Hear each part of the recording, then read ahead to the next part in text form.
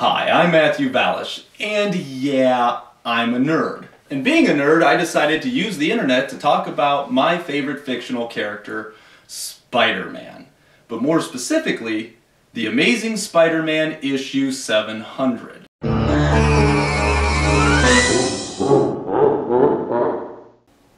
hell? Anyways, this is a real hard read to talk about. Mainly because some people simply hate it. Others think it's a cheap way of getting attention to a character who hasn't gotten a lot of attention lately. And others simply just don't care. Truth time? I was in the category of people who simply could not stand it. I mean, I was riding the bitter bus hard for a while after I read it. And sometimes riding that bitter bus can make a man do some crazy things. Excuse me while I kiss the sky.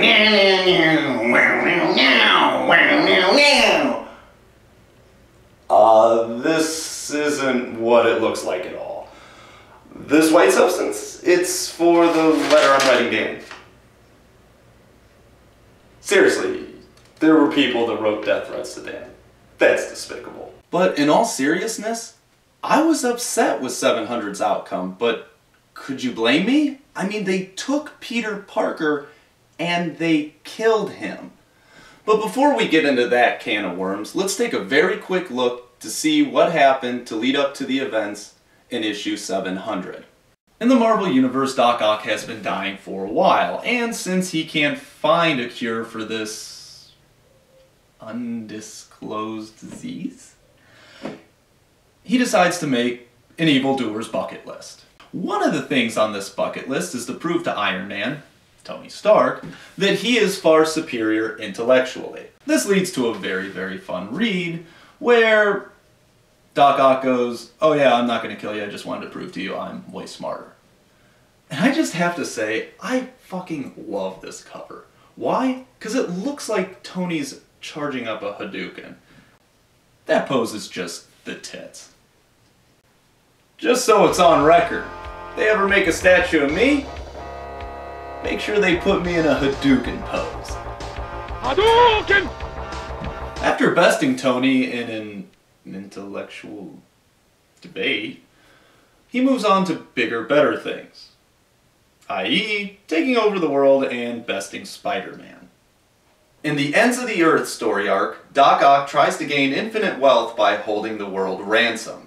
Spider-Man obviously thwarts his plans and puts him into custody. From here, they put the dying Doc Ock into the Raft, the high-security prison in the Marvel Universe, and is put on life support.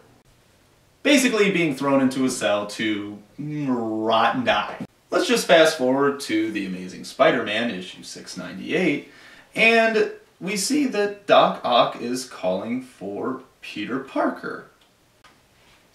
But how does he know he's Spider-Man? Oh, just Golden Octobot. No big deal. Once word gets out that he wants to see not Spider-Man, but Peter Parker, 4 Avengers come to tell Pete. Captain America, Hawkeye, Spider-Woman, and the ever so awesome Wolverine. I just love it when Wolverine and Spider-Man interact, because they are polar opposites. I mean, listen to what he tells him before he goes to see Doc Ock in his cell. "Hey kid, he starts messing with your head? Don't care if he pops off ahead of schedule. You got that?" Damn yeah, Wolverine. You know, you always know exactly what to say. Like, remember that one time the barmaid asked you what you were trying to forget about, and you said, "X-Men Origins, Wolverine." Bub. So Peter Parker goes in the cell, alone, to see Doc Ock. And what nefarious plan does he have in store for him?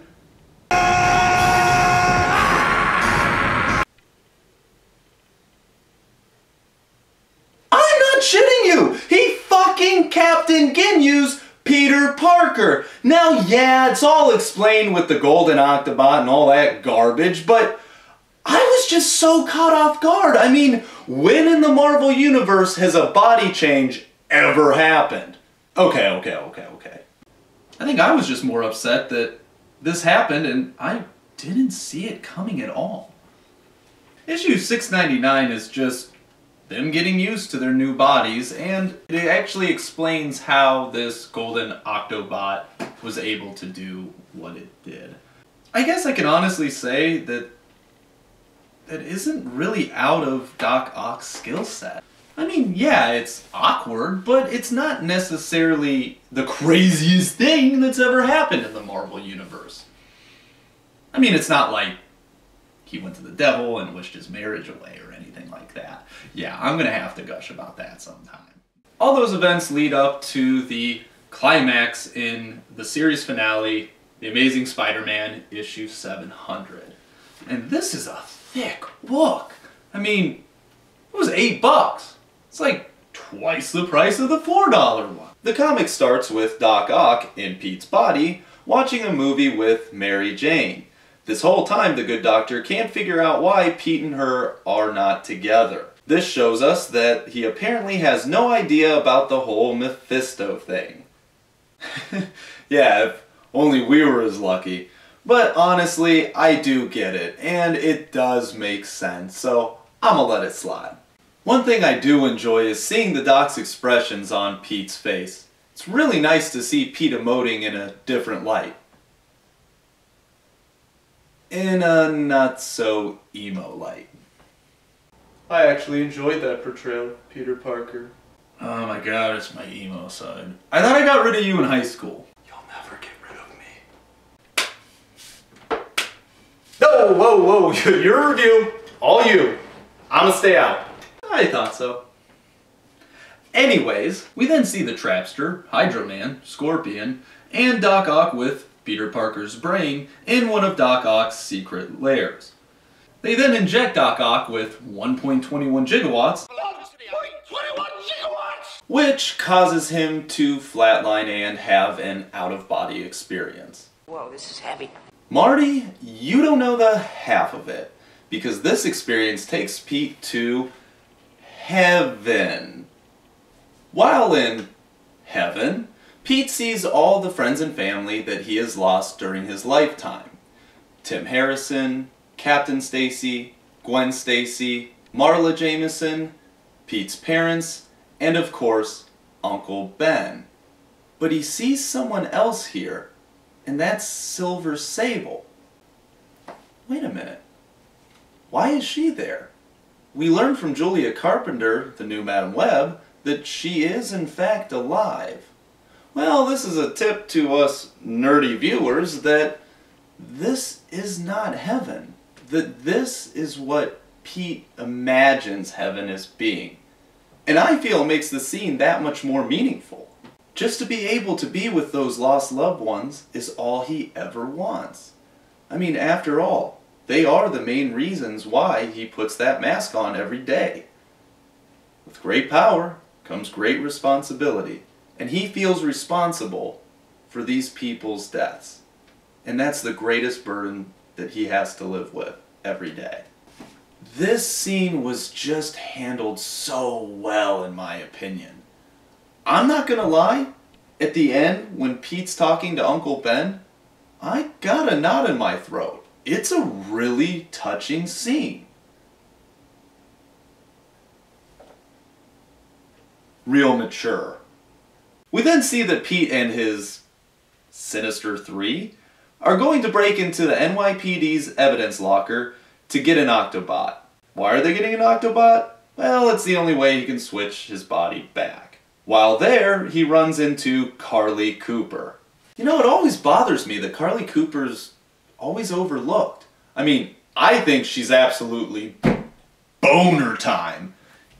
Yeah, I mean, she's sexy, she's a forensic scientist, and she's never really a damsel in distress. I mean, here, she fires a handful of rounds at Doc Ock. Now that takes balls. I gotta tell you, there ain't nothing hotter than a chick with balls. With big boobs. Covered that up nicely.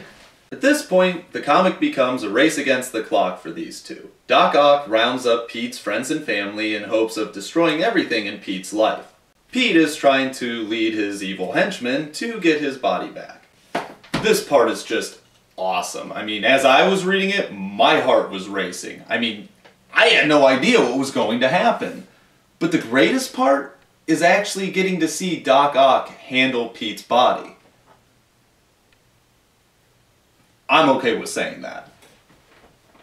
It is completely fine to say something like that when it leads to Spider-Man completely punching Scorpion's jaw off. That shit's just godlike! After pulling off this godlike maneuver, Doc Ock realizes how strong Pete actually is, and that for all these years, he's been holding back. After seeing what Doc Ock did to poor old Scorpion, and knowing that he has seconds to live, he pulls a last-ditch attempt to take both their lives. In a kamikaze maneuver, Pete wraps his tentacles around Doc Ock and jumps out of the window of this high-story building, hoping that this will end both of their lives. But Doc Ock has a trick up his sleeve. He uses the webbing not to make a net which would hurt both of them, but makes an airbag like a stuntman would use. All Pete can say after seeing Doc Ock do this with his webbing is, "Why didn't I ever think to do that?" But never fear, true believers, because Pete still has that golden Octobot. This was the part of the comic when my hands started sweating in anticipation. It's do or die, Pete or Doc Ock. Who's it gonna be? As my eyes anxiously peered at the next page, I see that he carbonadium plated the back of his neck? As much as my stomach sank, I couldn't help but give Doc Ock a bit of a hand clap. Yeah, he's got all the bases covered, which is what most supervillains seem to be allergic to. Doc Ock then punches the wrinkled prune that used to be his body and leaves Pete to die in the middle of the street. We then see Uncle Ben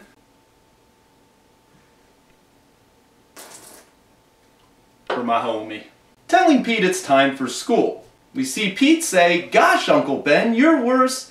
From here, Doc Ock finishes the line, "Than a room full of alarm clocks." Pete, having only moments to live, realizes he still has a link to his body. And that's his memories. So, in a last-ditch effort, Pete makes Doc Ock remember the not-so-pleasant moments of his life in hopes that this would somehow change him from being an evil man. After seeing these unpleasantries, Doc Ock realizes what Pete lives for. Let's all say it together. With great power comes great responsibility. Pete in Doc Ock's body breathes his last breath. And from here, Doc Ock bids farewell to Peter Parker. From here, Doc Ock swears that not only will he be a better Spider-Man than Peter Parker, but he'll be the superior Spider-Man. The end. The end? But we're only halfway through this pig! Oh no, wait, they decide to fill the second half with a story about Peter Parker being a great-grandfather. Who cares? And then some Black Cat story that's just absolute shit. Hey, I love the Black Cat, but this story is absolutely pointless. I mean, I don't know whether to be angry or to be depressed.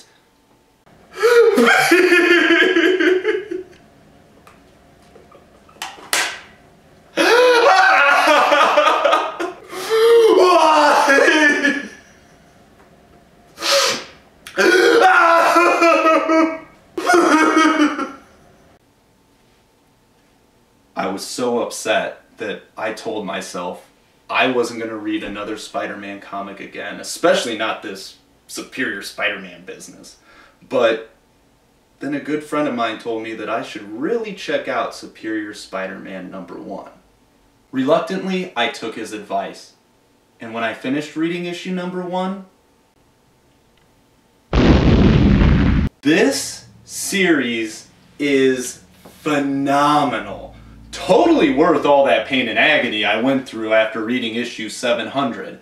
Now, I don't want to talk a lot about this series just because I don't want to spoil any of the great moments that are hidden in this treasure trove of awesomeness, but I know one question you're all going to want to ask me, and that's, do we find out what happens to Peter Parker? Well, actually, we find out in Superior Spider-Man issue 1 that Peter Parker is still attached to his body. Now, some people don't like this Ghost Peter still being attached to his body, and they think it's just a cheap way of keeping Pete attached, but I really think it's something heavier than that. I take it that this isn't Ghost Peter, but this is his soul. And if you were to hypothetically ask me, what makes your soul, I would have to say it's all of your trials and tribulations, everything that you've had to go through that makes you you. I mean, that's your soul. Whoa, this is heavy. Well, all those things are still in Pete's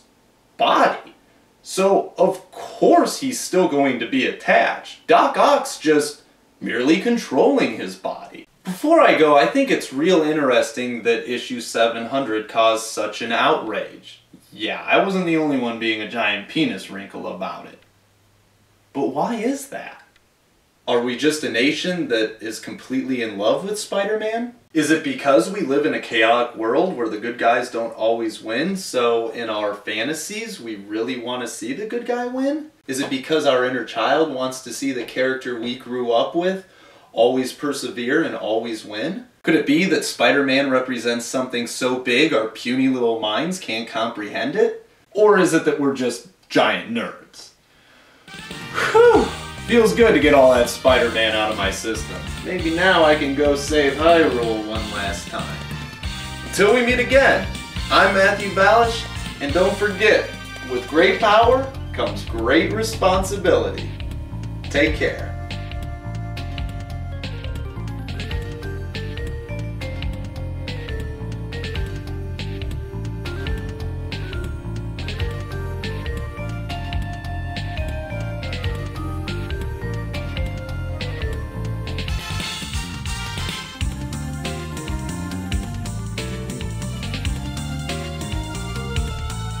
Hadouken!